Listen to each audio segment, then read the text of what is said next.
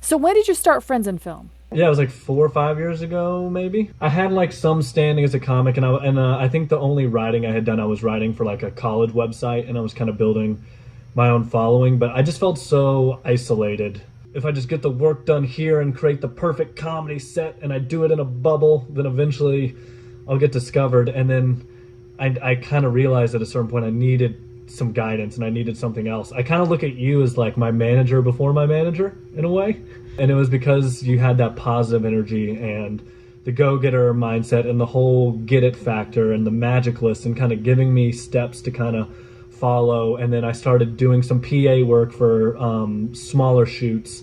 You kind of opened me up to get me working in a community. And then from there, I kind of realized I can apply everything that you taught that's really more directed at getting on shoots and doing that and apply it to my comedy career. And it was just, literally a game of mapping. If this is going to get you into this production shoot, then this can get me into this comedy show. And so it was kind of a combination of what you taught plus what I was passionate about. I used to work in marketing and I moved to New York kind of on a whim. Like I just knew marketing wasn't for me and I knew comedy, stand-up in specific was my journey. And after a couple of years, like I was getting experience and like some good feedback and it was good, but I just felt so disconnected from the industry and I was thinking so like big picture. I was like, I want to be this Netflix star and I want to be, I almost said Louis C.K., but we'll go Louis C.K. before all the bad stuff. I had all these aspirations to be really big, and when you're not hitting those early on, there's a disconnect of like where you want to be and where you are, and it's hard to kind of enjoy the journey at that time. The way I got my first show, I was actually really drunk. It was like 4 a.m. in the morning, and I was behind a bar, and I used to smoke cigarettes because that's what you do when you're in a time where you're not happy. And I met this guy who was like, yeah, I got a friend who owns a restaurant. He's looking to do a comedy show. And I was like, I'll do a comedy show. And then I met the guy who ran that restaurant, and he was all about it. And he gave me $200 a night to run the show. And we were doing the show once a week, every other week. So $200 every 2 weeks to book whoever I wanted. And I come to realize, like, you pay a comic $40 a spot in this city, like that on a Tuesday night, that's actually pretty decent. So I realized I had a budget that I could get these people. So then I would just go find someone who I really connected with and be like, hey, I do the show Tuesday nights here. Would you do it? But like I got so many more positive responses than I thought because I had a little bit of an audience built in. I had a good email list and I knew people. So I was able to get people to come. And I would flyer every night before, all by myself in the Upper West Side, just going up to people, handing out flyers for the show. After a while, I built a reputation for myself, and people were now messaging me to do my show. And all of a sudden, I was like this known entity in the city for running really good shows. The restaurant that I used to run the show at ended up closing down, so it was kind of like a big obstacle along the way. I kind of lost my show, and as I lost my show, I kind of lost my standing a little bit.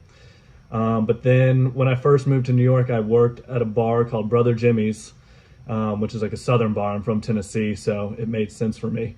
And they had an amazing showroom downstairs, so I decided to bring the show that I had ran there and run it here. And now I have more knowledge and experience, and so I turned that show into a much bigger show, and I was booking really big comics. Like Michelle Wolf was a regular there, and Hassan Minaj was there, and Jim Gaffigan and Kurt Metzger. And in the New York comedy scene, the biggest comics in the city were doing my show. I've been working in comedy for a while. I want to work with people who can bring me up to their level versus just, people at my level, because you're not going to get better working with people that make you feel comfortable. You got to work with people who step up your game. And then after a while, I had to stop. I didn't have to run the show anymore because people knew me, and now I can just perform, and I don't have to do any of the grunt work or leg work that goes into producing, which can be a huge pain. So it was quite a journey and a lot of ups and downs throughout the way of running a show. Started small, got comics in there, and then you went to the next big venue, and that was a name. Now people knew it. You had Sarah Silverman in there. Sarah Silverman, Ali Wong.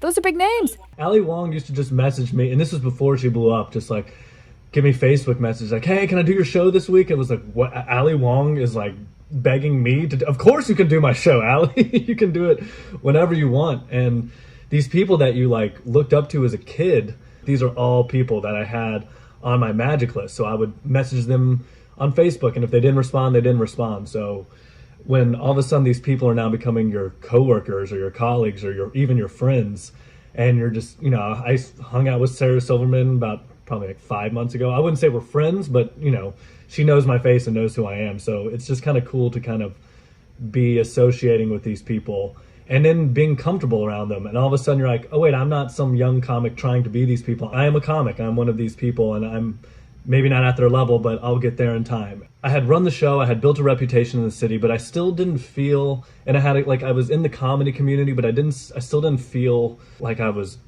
living up to my potential or whatever. So that's kind of what led me to my headlining tour, which was the biggest breakthrough in my career. And I was just sitting there like, okay, well, like, what do I do? I was so uncertain what to do, and I kind of like, just let's see what I have to work with. Fortunately for me, I've been a decent person most of my life, so I had connections that wanted to support me. And I was like, okay, I've got these connections. I know how to run a show. I've built hours of material through the years that I've been doing comedy in the city. Let's go on the road, and the first venue I booked was a barber shop in Dallas, Texas, but it had like a really cool speakeasy in the background. I didn't do it in the barber shop, but I'm going to talk to the owner of that venue. I'm just going to call him up. Hey, on a Thursday night, if I come in the city and I can get 60 people, can I book this date and you reserve me the space? And he did without hesitation. I didn't even have to rent or pay for the space. And I ended up selling like 90 tickets to that show, and through Facebook, through Instagram, through the email list, and most importantly, like my biggest marketing tool is word of mouth. So, I told some people at my old company, and then they told them, and then next thing you know, 90 people are there to see my first show, and I'm like, oh, cool, I feel like a little mini star. That was the show where an old coworker who I used to work with when I was interning there came to the show. He was late. He got there right as I was about to go up on stage. I think a couple months after that show, I had done a couple more headlining shows like that, like in Atlanta. And I was sitting there going, okay, I've got this headlining stuff, but like, I need a manager. And I was emailing well-known comics how to get a manager, and their advice wasn't necessarily good. But that guy who came to my show called me literally like a day after I sent a couple messages of how to get a manager. And he was like, hey man, I was really impressed with your set. And I know a manager who she ended up living 4 blocks away from me. And I should put you in touch. And I was like, yeah, please. That's like, I need help. I've done so much on my own. I need someone else to help me now. And we talked for like 4 hours or about an hour on the phone. Then we met in person, talked for 4 hours, hit it off.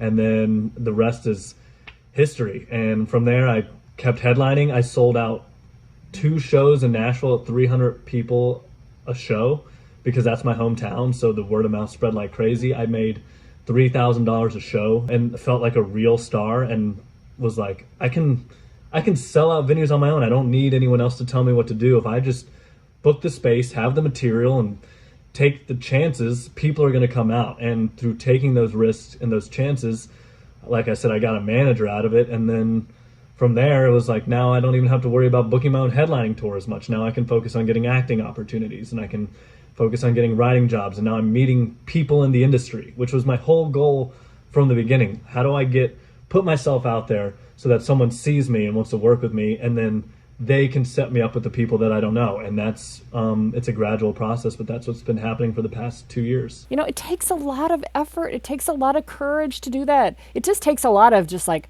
I'm not going to think about this too much. I'm just going to do it. What's the worst that can happen? What's worse than going to Dallas and selling 6 tickets and having a horrible show? Yeah, that sucks, but that's not as bad as, well, I guess I'll just watch a couple more hours of Netflix tonight. Same thing for me. I was like, how can I get to this National Geographic, doing National Geographic? So I'm like, okay, I haven't done anything. I know some people, but I don't have enough experience. How am I going to get kind of on their radar? So I'm like, okay, well, let me see. Let me just go find a bunch of animals, because I work in LA, find a bunch of animal trainers that can give me animals. And I can record that. I can bring them into the studio, and I can record them. And then I've got a special effects company up in Toronto that will buy the stuff. I call them, and I'm like, hey, will you pay for the animal wranglers and the studio? I'll work for free, but you guys pay for that, and you can have all the sounds.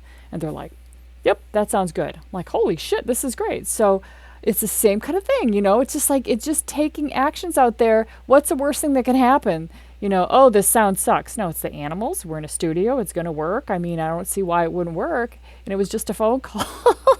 Did that actually get me any work with National Geographic? I don't know. Probably not, because that's not like recording animals. It really doesn't have anything to do with like being out there in the bush in a blind recording the actual natural animals. But it's still like part of your story. It's still like something that you did, that you know that you did something that other people just don't do. And then that gives you confidence. Yeah, that's what the headline tour and getting the manager, like all that did was give me a. It wasn't a finish line. It was a now I am this person that I've been trying to be, and now where do we go from here? Now I've got a sword. Now let's go to battle because I feel prepared to go out there. And I even remember when I quit my marketing job because I was working at a pretty well-off company on my way to the top. I was doing very well, and I just remember when I decided to do comedy, I was like, even if I don't make my dreams happen, like knowing that I tried will be better than not trying at all. So I just kind of remember to keep that mantra kind of throughout the entire time. I think the key to putting together a magic list, and I remember you saying this in one of the early classes, is don't be afraid to go big. Like, I think when you go, well, I'm not going to put that person, that's like a star, I'm not going to meet them. No, put that fucking star, because you might meet that person one day. And so at first I just went and put all my favorite comics, no matter how big or famous they were, how unattainable they seemed. And honestly, I've met almost every single one of those comics. We went and got invited to do the big local show, and my favorite comedian as a kid, and still one of my favorite comics, is Brian Regan. He is like my idol, and Brian Regan was the first comic I put on my list. I'm doing the show in Boston, and Brian Regan is at the bar show, just hanging out. I'm like, that's fucking Brian Regan. And then we're hanging out at the bar after the show. He's telling me, great set. We're drinking a beer together. Brian bought me and a couple other people beers. And we just talked, like, we talked sports. We didn't even talk too much comedy. We just kind of like talked in a friendly, casual manner. And I just like was like, I put this guy, the first one on my magic list, an unattainable star I never thought I would meet, a lifelong hero, and through some, whether it works or not, you put it on paper and then it comes to fruition in real life. And I can't tell you how many times that's happened.